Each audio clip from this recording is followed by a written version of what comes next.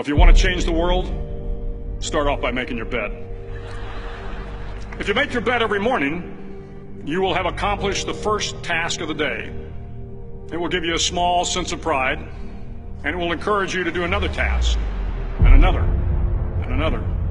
And by the end of the day, that one task completed will have turned into many tasks completed. Making your bed will also reinforce the fact that the little things in life matter. If you can't do the little things right, you'll never be able to do the big things right. And if by chance you have a miserable day, you will come home to a bed that is made, that you made. And a made bed gives you encouragement that tomorrow will be better. To pass SEAL training, there are a series of long swims that must be completed. One is the night swim. Before the swim, the instructors joyfully brief the students on all the species of sharks that inhabit the waters off San Clemente. They assure you, however, that no student has ever been eaten by a shark, at least not that they can remember. But you are also taught that if a shark begins to circle your position, stand your ground. Do not swim away. Do not act afraid.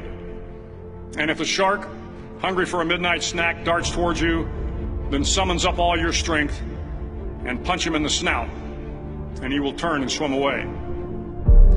There are a lot of sharks in the world. If you hope to complete the swim, you will have to deal with them. So if you want to change the world, don't back down from the sharks.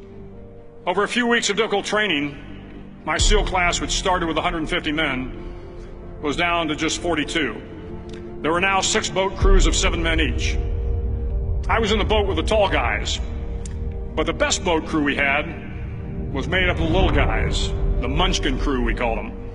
No one was over 5'5".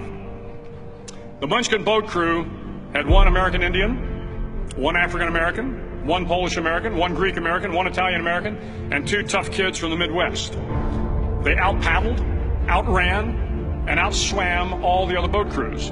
The big men in the other boat crews would always make good-natured fun of the tiny little flippers the Munchkins put on their tiny little feet prior to every swim. But somehow these little guys from every corner of the nation and the world always had the last laugh, swimming faster than everyone and reaching the shore long before the rest of us. SEAL training was a great equalizer. Nothing mattered but your will to succeed, not your color, not your ethnic background, not your education, not your social status. If you want to change the world, measure a person by the size of their heart, not by the size of their flippers. The 9th week of training is referred to as Hell Week. It is 6 days of no sleep, constant physical and mental harassment, and 1 special day at the Mud Flats. The Mud Flats are an area between San Diego and Tijuana where the water runs off and creates the Tijuana Sloughs, a swampy patch of terrain where the mud will engulf you. It is on Wednesday of Hell Week that you paddle down in the mud flats and spend the next 15 hours trying to survive the freezing cold, the howling wind, and the incessant pressure to quit from the instructors. As the sun began to set that Wednesday evening, my training class, having committed some egregious infraction to rules, was ordered into the mud. The mud consumed each man till there was nothing visible but our heads. The instructors told us we could leave the mud if only 5 men would quit. Only 5 men, just 5 men, and we could get out of the oppressive cold. Looking around the mud flat, it was apparent that some students were about to give up.